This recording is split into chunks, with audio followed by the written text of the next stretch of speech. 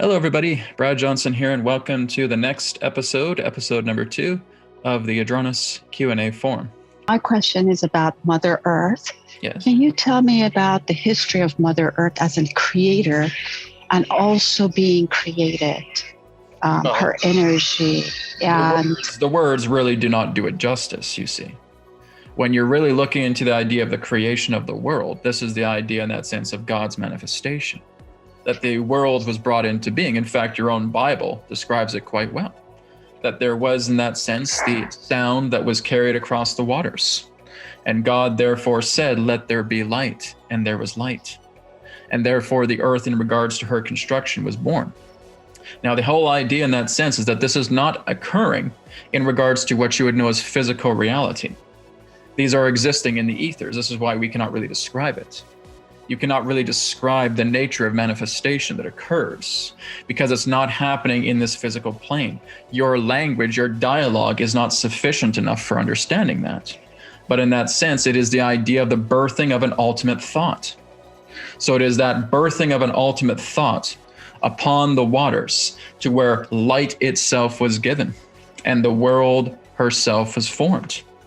You see, the earth is already in a state of perfection. But what humanity has been doing is feeling that they need to improve the earth with the idea of their technologies and their ways. But in that sense, this is what disgruntles the earth altogether. So the earth was created through the perfection of the one thought. So to those who have passed away, is a portion of them aware that they are being remembered and thought of? You cannot know that because, again, you're the only observer here. It's not about having to feel what they're feeling. That's not important.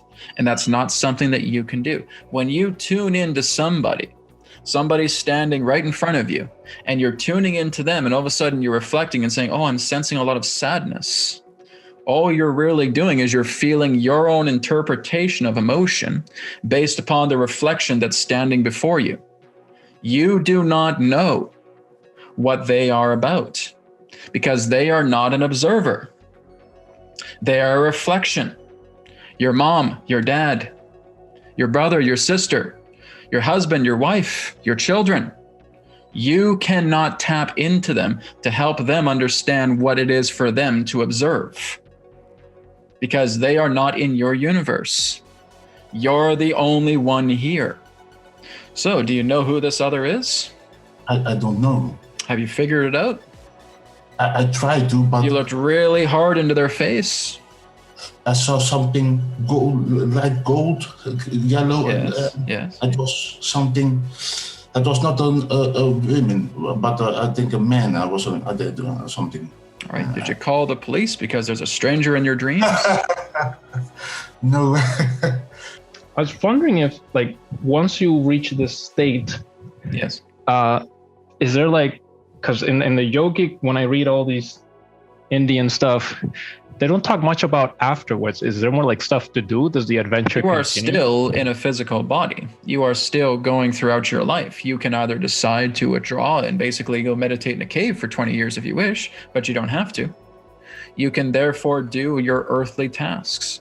It really comes down to this, that when you have human matters to attend to, let the greatest of your humanity deal with it. But when there are spiritual matters to attend to, surrender and let spirit take over.